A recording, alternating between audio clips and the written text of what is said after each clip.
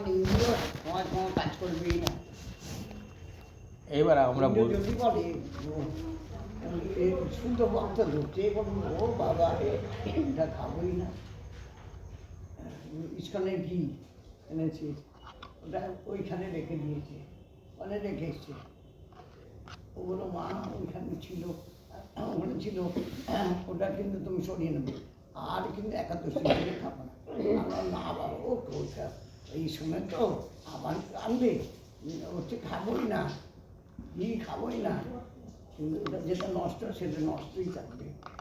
কারণ আমরা এই নিয়ে বলছি না ঘি আছে, তার কী হবে, ঘি তো ভগবানের ঘি তো ওর ভেতরে তো করে তোমার এই কন্ট্রোল নেই, যে সব কিছু কন্ট্রোল করে থাকবে তুমি শুদ্ধ ভক্তিতে পরিণত হয়ে যাবে।